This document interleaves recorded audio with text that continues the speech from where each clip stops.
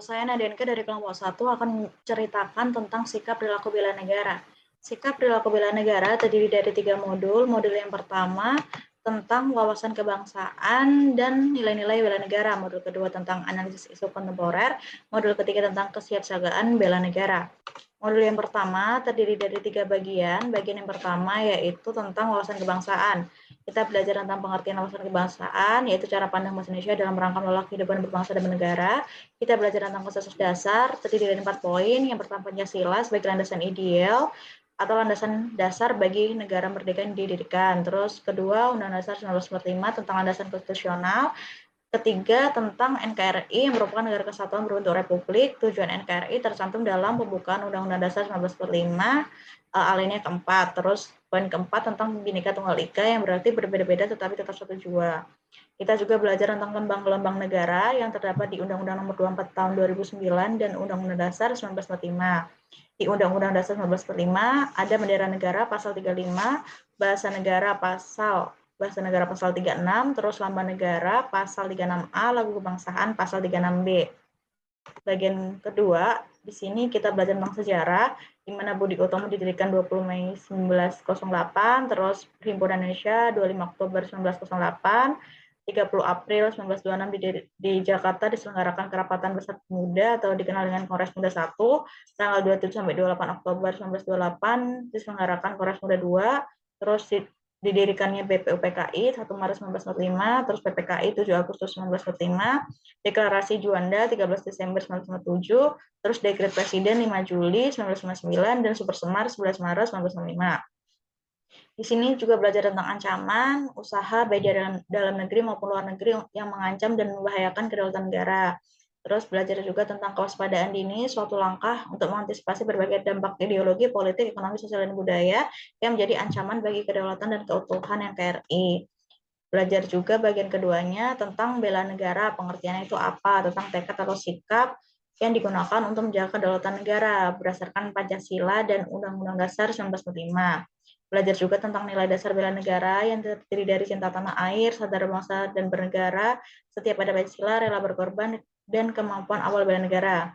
Di sini, di bagian kedua terakhir, kita juga belajar tentang pembinaan kesadaran bela negara yang digunakan untuk menumbuh kembangkan sikap dan perilaku yang dapat diterapkan di lingkup pendidikan, masyarakat, dan pekerjaan.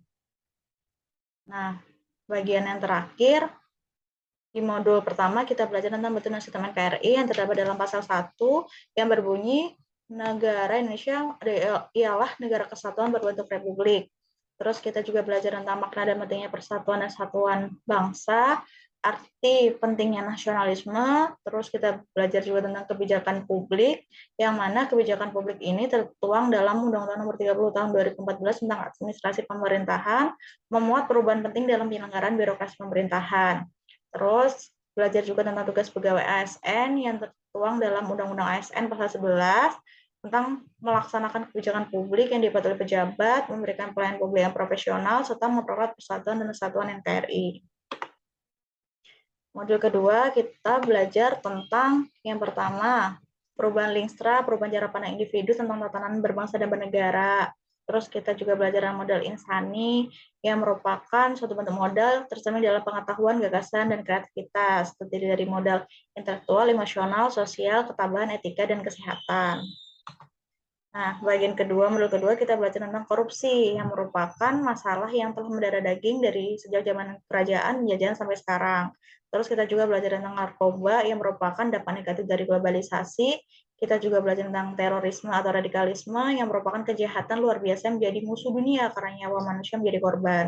Belajar money laundering atau pencucian uang yang dapat dikategorikan sebagai kejahatan serius. Ada juga mass communication yang terdiri dari cybercrime, hate speech, dan hoax.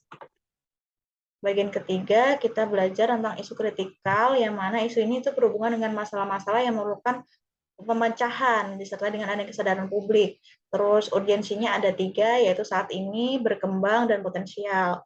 Ada juga teknik lapisan isu yang terdiri dari aktual, khalayakan, problematik, dan layak. Ada juga teknik lapisan isu alat bantu lainnya, yaitu USG, yang terdiri dari urgency, seriousness, dan growth.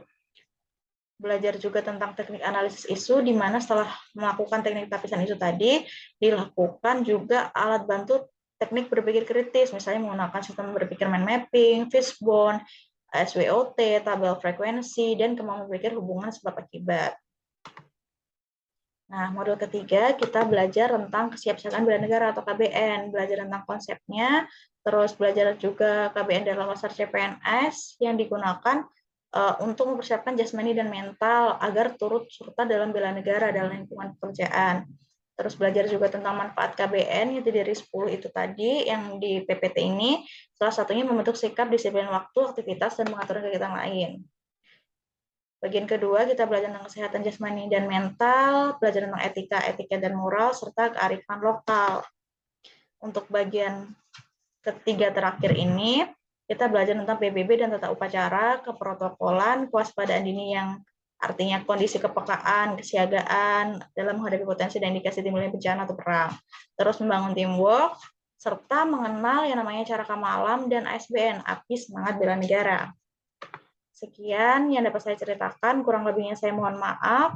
Wassalamualaikum warahmatullahi wabarakatuh.